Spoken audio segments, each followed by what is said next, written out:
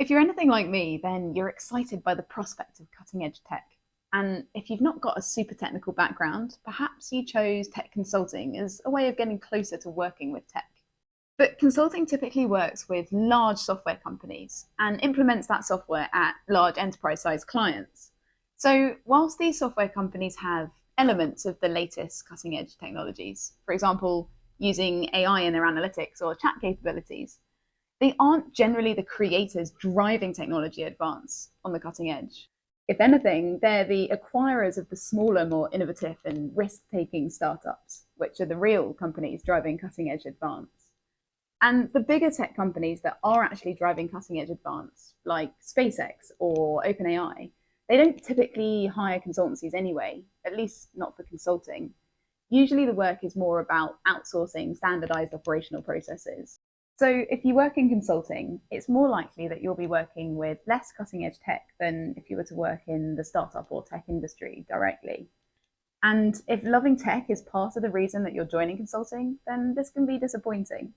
But there are actually several ways in which you can maneuver your consulting roles and responsibilities to increase your touch points with cutting edge tech while working in consulting, which can be a great way to get more involved in the space without needing to be super techy already. And these options or paths are not very well known, nor will they be readily pointed out to you by anyone giving you career advice internally.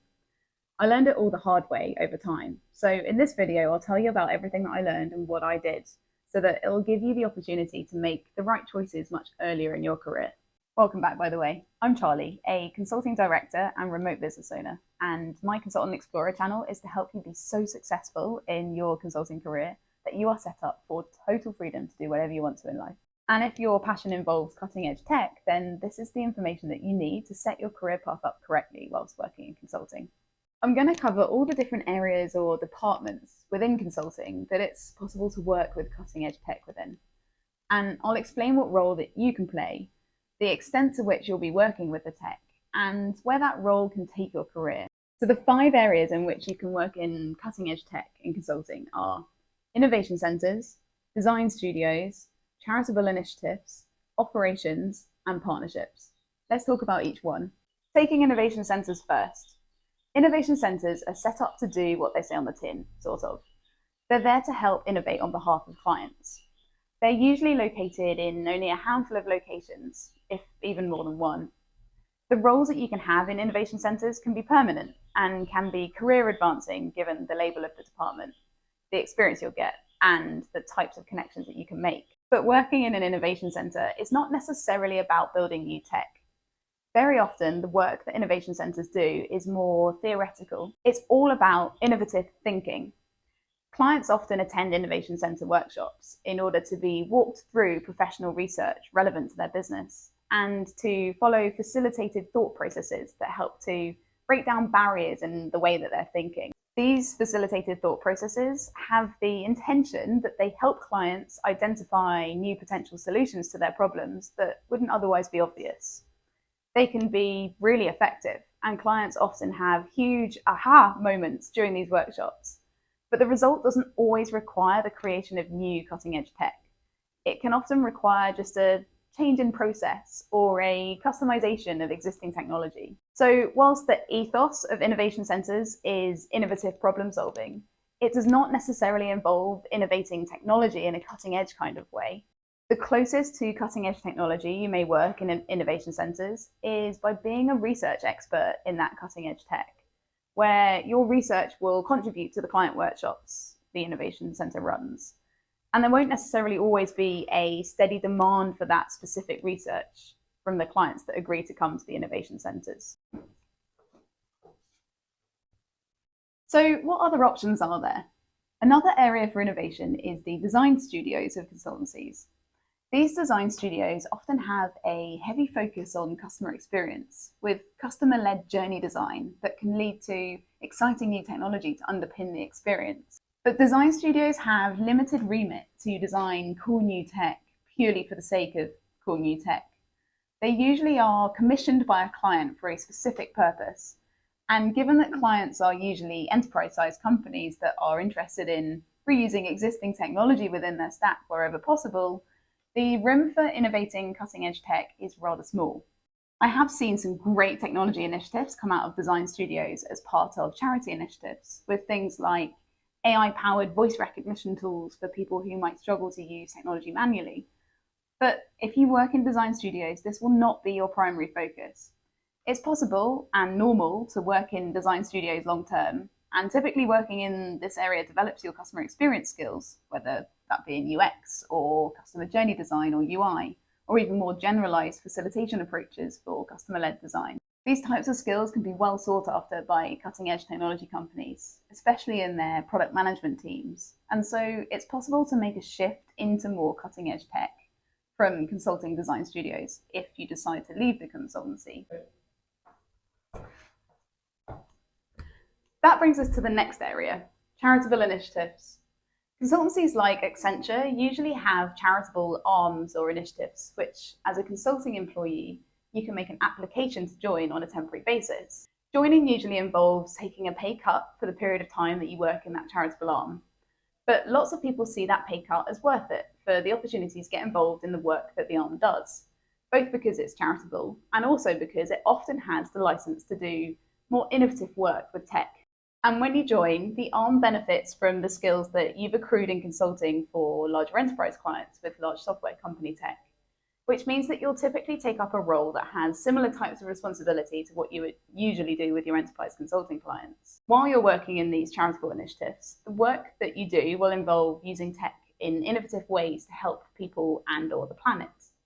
This means that the projects you join often use more cutting-edge tech from smaller software companies, because it can solve difficult problems in innovative ways that are often also cheaper than alternatives.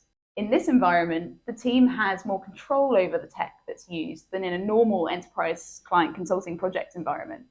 So you have more power to influence that decision, meaning you can potentially choose the tech that you want to work with. It's worth noting, though, that only a very small number of people are able to work on these initiatives, as technically they're sponsored by the consulting company under its CSR budget, corporate social responsibility. It's a competitive process, and you have to prove that you have skills that are relevant for the upcoming charity projects. Roles are limited, and even if you do join one of these roles, they are mostly not permanent. Usually you join for 1 or 2 specific charitable projects, and then you head back into your full-time enterprise consulting role. The experience you gain whilst working in the charitable arm may or may not be super relevant to the subsequent client work you do on the enterprise consulting side. So it may or may not help advance your career. Typically, career advancement isn't the reason to take up a charitable role. It's more a personal choice you make to develop your own interests or make a charitable contribution.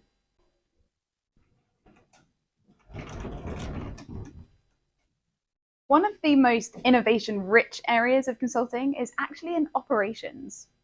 Operations is the major arm of a large consulting company that typically deals with outsourced work, like running customer service call centers or executing operational processes like finance processes on behalf of major clients.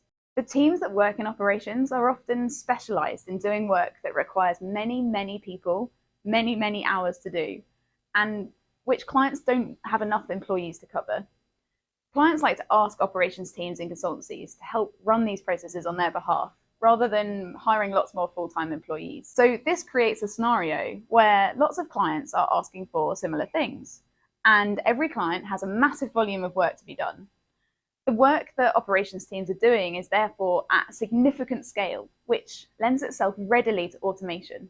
If something is being done in large volumes manually, it can be much more profitable to build technology that does it for you. And it's within the operations teams and clients' interests to use the best technology possible to deliver the work required.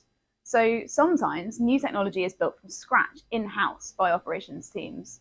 Other times, operations teams use innovative software available externally, and then they customize it for their specific scenario. I've seen lots of tools using advanced data science and statistics, or advanced natural language processing, for example, which did some amazing things for client processes. They're definitely using cutting-edge tech to drive efficiency into the work that they're supplying to clients. But to work in operations, typically you need to be working in a consulting offshore or nearshore hub. There's not a huge operations presence onshore in the major client-facing consulting offices around the world. So if you're really keen to get hands-on with cutting-edge tech in the operations space, you need to be open to moving to an offshore or nearshore hub where the majority of the activity actually happens.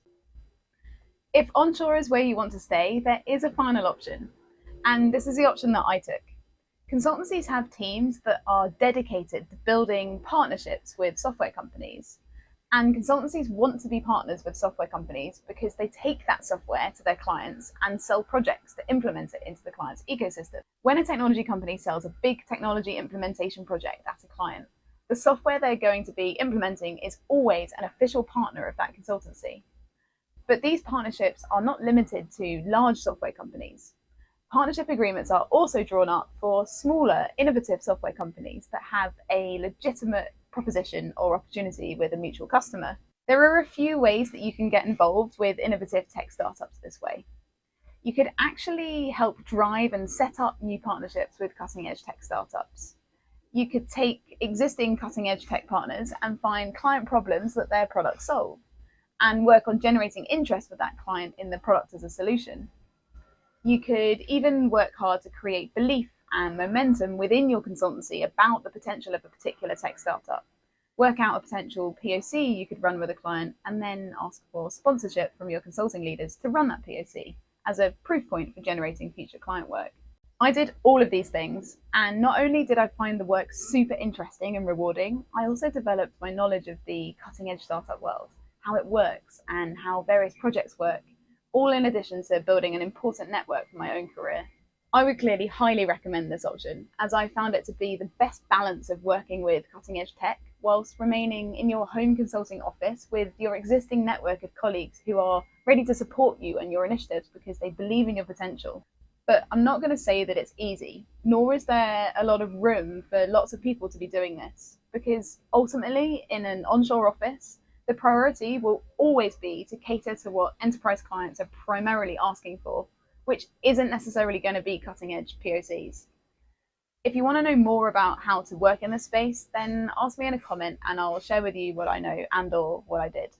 So, of the 5 areas of consulting in which you can get close to cutting-edge tech, there's a real spectrum of how difficult it is to get involved, where you need to be based, how long you can be involved for, and what it does for your career. Ultimately, my work in the partnership space set me up to start my own tech startup. So it's definitely a great place to move into if you want to work with cutting edge tech. Let me know in the comments which of the 5 options I've outlined feels most right for you, or if you have any remaining questions or questions about how to go about making a shift into one of these areas. Otherwise, thank you so much for listening, and I wish you all the best with your exploring.